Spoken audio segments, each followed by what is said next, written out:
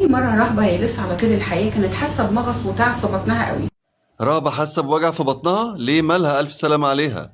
فلما كشفت قالوا لها انت لازم تعملي عملية، فقالت لا ده انا رهبة. ايه رهبة يعني ما بتتعالجش؟ ما كل الباباهات عمالين بيتعالجوا. وبعدين واحدة يلا ده من حظك جه دكتور امريكاني هو اللي هيعمل لك العملية. أمريكاني؟ طب الحمد لله، ربنا يسهل الحال ويوقف لك ولاد الحاجات. مستشفى القبطي كان فيها صور للعذراء، بصت لصورة العذراء كده قبل ما تنام وتعيط بحرقة وتقول لها بقى كده يا عذراء.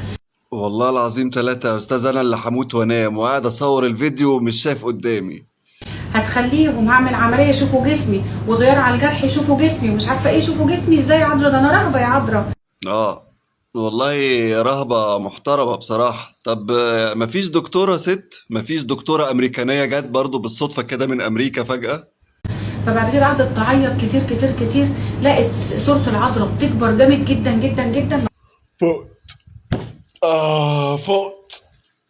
أيوة، الطحينة جاية أهي. لغاية ما العذراء طلعت لها وقالت لها بتعيطي ليه يا حبيبتي؟ ايه اللي مزعلك؟ العذرة طلعت لها ها؟ من الصورة؟ قالت لها ده انا بتول، انا ما ينفعش حد يشوف جسمي يا عذراء. قالت لها ما تخافيش انا هعمل لك العملية. آه بقى. أيوة كده، صحيني فوقني. العذراء هي اللي هتعملها، والعذراء بقى إن شاء الله يعني أمراض نسا ولا جراحة عامة؟ وفعلا العذراء قعدت تعمل لها العملية وقامت مطلعة حاجة من بطنها، قالت لها هو ده اللي كان تعبت في بطنك، ولفتها في شاشة وحطيتها جنب الكومودينو جنبها. إيه بقى ده اللي كان في بطنها تعبها؟ ده سرطان مثلا؟ ولفته بقى هي حطته في شاشة وعلى الكومودينو عشان ما يضيعش. فصحيت كده من كتر التعب، جايه بتحط ايديها على بطنها لقيت في بلاستر على بطنها. معلش عندي سؤال مش قادر ما اسألوش يعني. العذراء مريم يعني رضي الله عنها كتر خيرها، يعني طالعة من الصورة ومعجزة وكده وهتعمل عملية، ليه بقى؟ يعني هي معجزة أصلا، ليه بقى نفتح ومشرط وخياطة ونقعد نحط بلاستر؟ ما كانت طلعت السرطان بقى من بقها ولا من ودنها كده وحطته لها جنبها على الكومودينو. جايه بتبص على الكومودينو لقيت جنبها على الكومودينو في الشاشه اللي فيها قالت يبقى ده مش حلم، يبقى العذراء ظهرت لي بجد وعملت لي العمليه. احنا نقفل كلية الطب بقى لو مش عاجبكم الطب النبوي.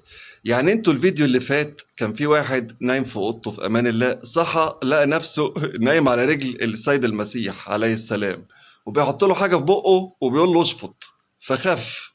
والفيديو ده العذراء مريم راحت طالعة من الصورة وراحت عاملة هي العملية للراهبة. البابا توادرس بتسيبوه يسافر اخر الدنيا ليه علشان يتعالج؟ طيب فجم التمرجيه والناس اللي في المستشفى قالوا لها يلا بقى عشان تخشي العمليه.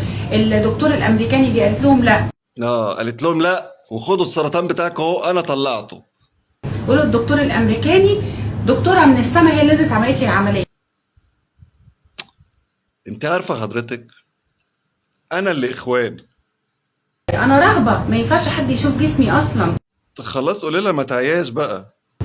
ودي كانت معجزه من معجزات ماما العذراء، ويا سلام على معجزات ماما العذراء وجمالها. يا سلام على معجزات ماما العذراء وجمالها. ايه هي ماما العذراء عامله لنا صينيه معجزات في الفرن؟ احنا في صيام ماما العذراء، ربنا يديكم الصحه والبركه. الله يبارك فيك يا مدام، مبروك العمليه.